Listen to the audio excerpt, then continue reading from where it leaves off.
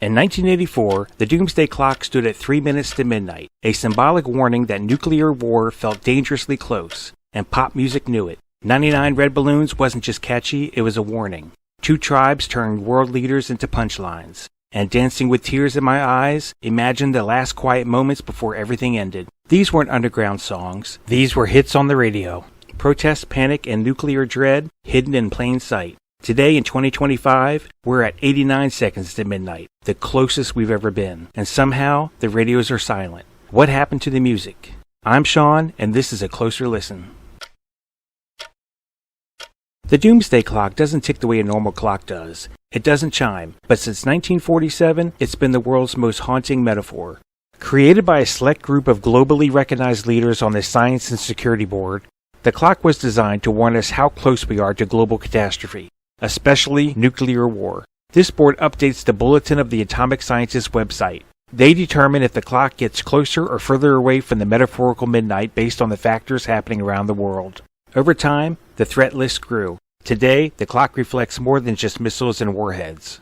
It factors in climate change, artificial intelligence, cyber warfare, basically any human-made disaster big enough to end civilization. The closer the hands move to midnight, the closer we are to wiping ourselves out. It started as a symbol, but somehow became an emotional barometer for entire generations. In 1984, it sat at 3 minutes to midnight, a reflection of Cold War tension, arm races, and the growing sense that the world could end by accident. And you could hear it in the music. The fear wasn't just on the front page, it was on the radio. So if the Doomsday Clock told us how close we were to disaster, these were the songs that made us feel it. Here's just a handful of tracks from the 1980s that took Cold War fear and turned it into something people could actually hear and understand. 99 Red Balloons, Nena, 1983.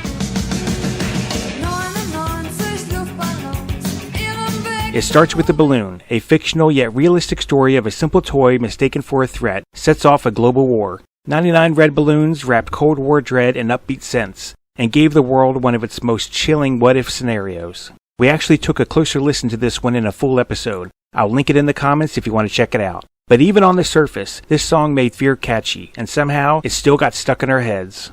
Two Tribes, Frankie Goes to Hollywood, 1984.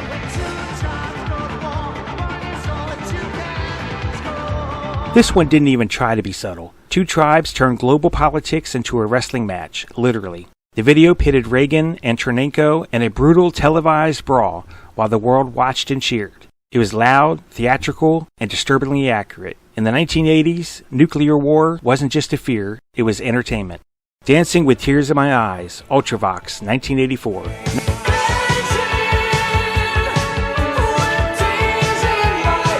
Not all protest songs scream, some whisper. Dancing with Tears in My Eyes is about a man spending his final moments with the person he loves, while the world outside melts down. It's not political, it's personal. A quiet, heartbreaking reminder of what gets lost when the countdown ends. Red Skies, The Fix, 1982.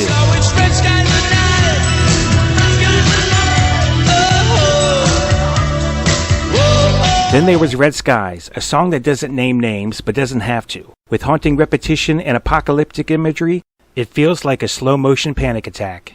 It never tells you what's coming, just that it's coming, and that we might be too late. Enola Gay, Orchestral Maneuvers in the Dark, 1980.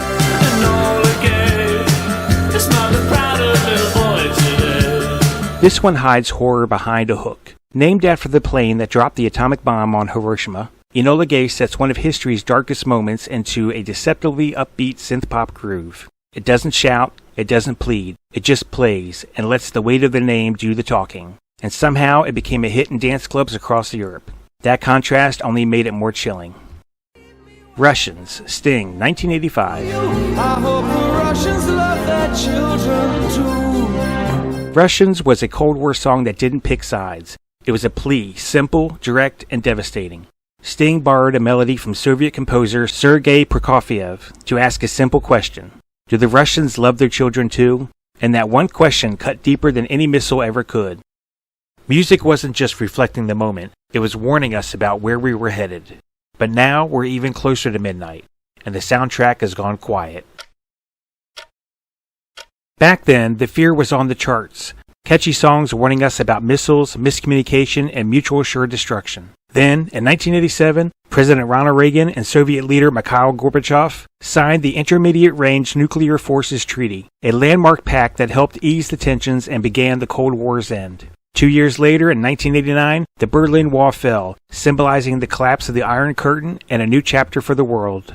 The Doomsday Clock moved back several minutes, signaling a world stepping away from the edge, and with that easing of tension, the soundtrack changed. The urgent, fear-driven songs faded, but now, decades later, the clock is creeping closer again and the music has gone silent. You won't find many protest songs on the charts. There's no 99 red balloons for the AI arms race. No two tribes for proxy wars or climate collapse.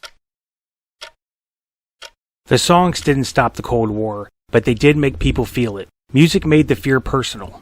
Not just policy and headlines, but heartbreak, confusion, and hope. That mattered. Because the closer we got to midnight, the more important it became to say something. Now, the clock is ticking louder than ever, in 2025. And maybe it's time the music caught up. If you found this video thought-provoking, feel free to like and subscribe, and tell me in the comments which Cold War era song hit the hardest for you. And as always, be in the moment.